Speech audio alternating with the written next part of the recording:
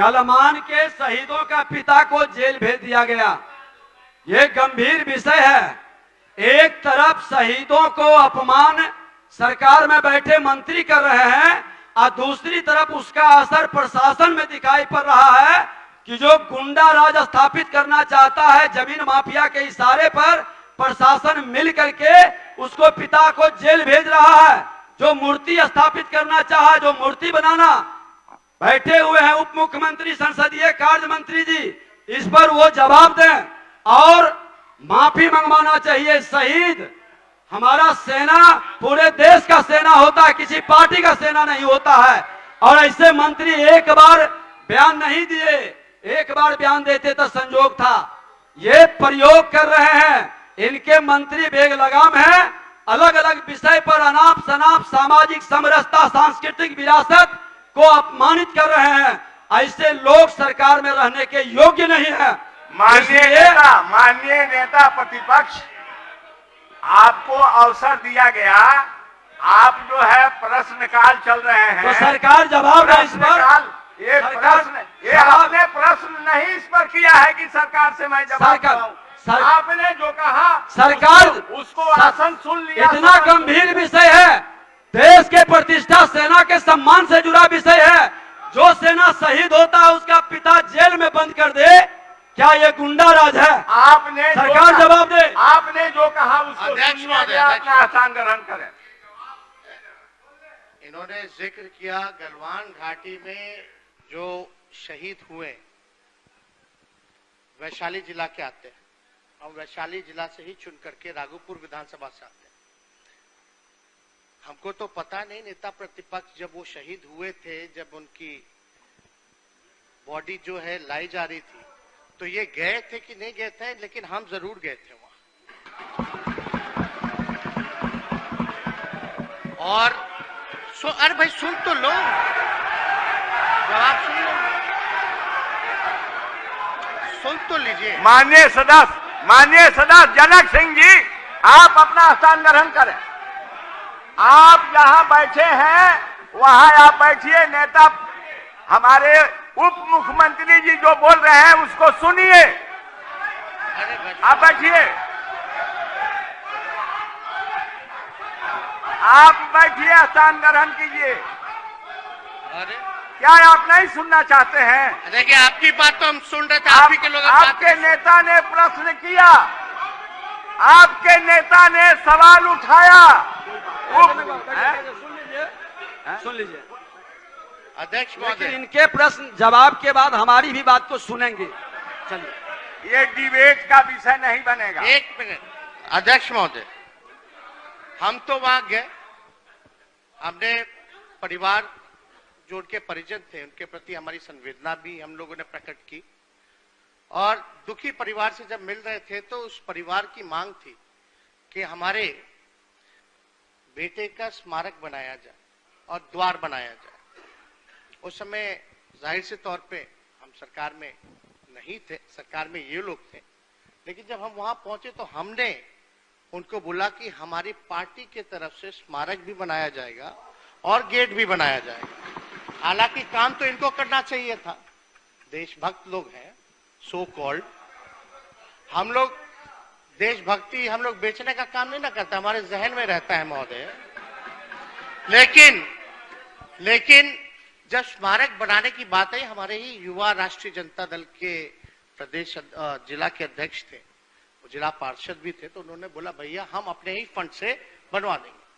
जब काम शुरू कराने गए तो उनके परिजनों का था कि नहीं, हमारा जमीन छोड़ दीजिए, जो बगल का किसी और का जमीन है वहां जो दलित परिवार का था वहां बनाइए। तो वहां तो हम लोग बना नहीं सकते थे, लेकिन जो गेट जो था वो सरकारी था, वो हम लोग बना सकते थे, लेकिन उनका परिवार की मांग थी नहीं, यहाँ नहीं किसी और के जमीन पे, तो ये संभव नहीं था महोदय। दूसरी बात अभी सूचना मिली, प्रतिपक्ष के नेता कह रहे हैं कि उनके पिता को अरेस्ट किया गया है। इसमें इतना जरूर कहेंगे, ये महागठबंधन की सरकार आदरणीय नीतीश कुमार जी के नेतृत्व में चल रही है, कानून अपना काम कर रहा है महोदय। तो इसमें ना किसी को फंसाया जा रहा है ना किसी को बचाया जा रहा है, कानून के तहत लेकिन हमारी सच्ची श्रद्धा शहीदों के प्रति है।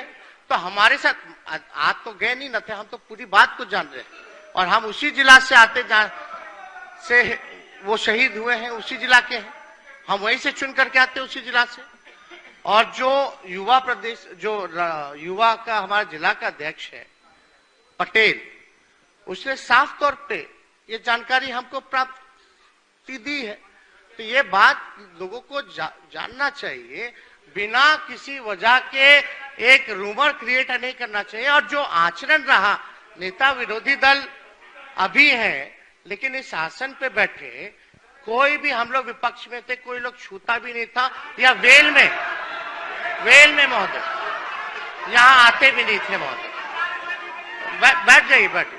आसन पर आप ही चले थे ना, आप ही लोग चले थे। अच्छा, टेबल पटकना आप मना करते थे, कुर्सी उठाना आप मना, एक मिनट भाई बात कर रहे ना, अरे आप सुनिए, अरे चलो यार, हम लोगों से गलती हो जाती है, हम लोग आपके तरह उदारवादी लोग नहीं ना, सुन लीजिए। लेकिन एक बात समझ लीजिए, हो गई गलती आपके कहना अनुसार। अगर आपको लगता हमसे गलती हुई तो चलो थोड़ी देर के लिए मान लेते कि गलती विपक्ष में रह के कुछ सदस्यों से हुई होगी, लेकिन आप तो आसन पे थे, हम तो कभी आसन पे नहीं बैठे। अरे सुन तो लीजिए, पूरी बात सुनिए। आप तो आसन पे बैठ करके आप बोलते थे ना भाई, कुर्सी मत छुओ, टेबल मत पटको। अब आसन से उतर गए तो ये तब्दीली कहां से आ गई? इनका हृदय परिवर्तन हमको लगता है लोग ऊपर जाते हैं, जब किसी को ज्ञान प्राप्त होता है तो लोग आगे बढ़ते हैं। अध्यक्ष जो नेता प्रतिपक्षी, तो नीचे ही इनका गिरावट हो रहा है। अध्यक्ष महोदय, नेता प्रतिपक्ष जब ऊंचे आसन पर पहुंचे हैं तो अमूमन है मुख्यमंत्री उप मुख्यमंत्री का हृदय बड़ा और विशाल होना चाहिए। और इन्होंने बहुत अच्छी बात कहा कि जब हम आसन पर थे तो हम आग्रह करते थे, निवेदन करते थे, सत्ता पक्ष के संरक्षक मुख्यमंत्री थे तो विपक्ष के संरक्षक अध्यक्ष बनते थे। और अध्यक्ष के रूप में इनको जो हम लोग संरक्षण किए, इनके हृदय भी जानता है, पूरा सदन भी देखा।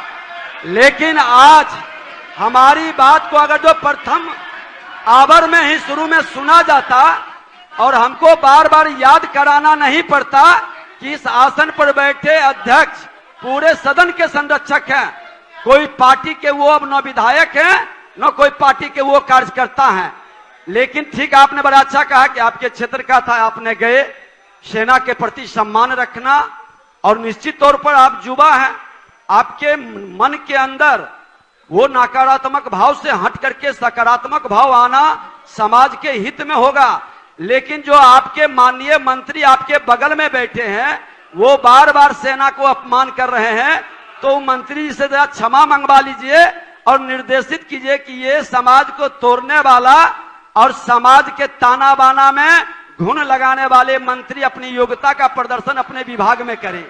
क्यों इस तरह की बातें बैठे हैं, एक बार उनसे स्पष्टीकरण ले और बताएं कि क्यों इस तरह के बयान देते हैं, बिहार को क्यों अपमानित और कलंकित करते हैं, हमारे बिहार की गौरवशाली गाथा में क्यों दाग लगाते हैं। सबसे ज्यादा विद्वान आप ही के लोग क्यों हैं, आप ही के लोग सबसे ज्यादा विद्वान क्यों हैं, क्यों इस तरह के बयान देकर के सांस्कृतिक विरासत पर चोट करते हैं। नहीं, मंत्री बैठे हैं, एक बार क्षमा मांगे, उनसे गलती हुई है।